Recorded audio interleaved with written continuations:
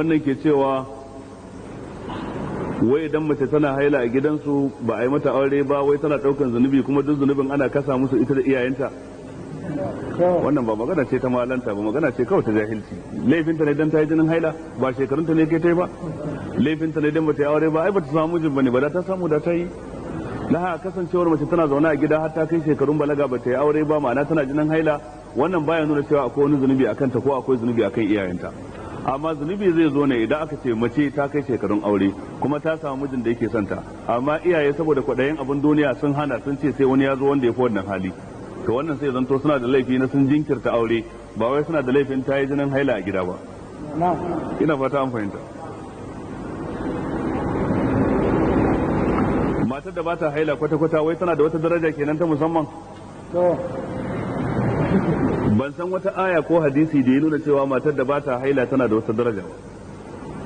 Daraja ko da wani lokaci cikin alkur'ani ana rabtinta ne da abu guda biyu, al-iman wal amal as-salih. Wato da wannan ake rabti, da wannan ake alakanta darajar mutum, imani da kuma aiki na gari, amma ba wata sifa ta jikin shi wadda ba shi ya jawo wa kansa ba.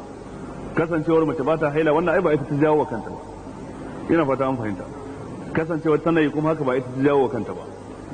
Da haka ban san wani nassi cikin alkur'ani ko hadisin manzo Allah ingantacce ba da ya nuna fifikon mace da ba ta haila akan mai yi.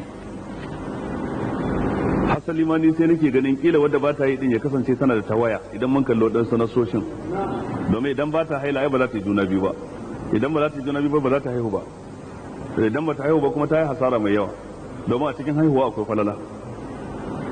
Ina fata an fahimta, tunda manzo Allah ya nuna falalar wadda aka bai wa ƴaƴa biyu ta tare ne su ko aka bai ƴaƴa uku tare ne su, reno na addinin musulunci za su zama sanadiyar tsirarta daga wuta da shigar ta gidan aljanna ranar tashin kiyama. Kaga wanda bata haihu babu, sannan kuma wa waladin salihin yad'u lahu, idan mutum ya bar da nagari zai masa addu'a, ita bata haihu ballan ta bar da nagari zai mata addu'a.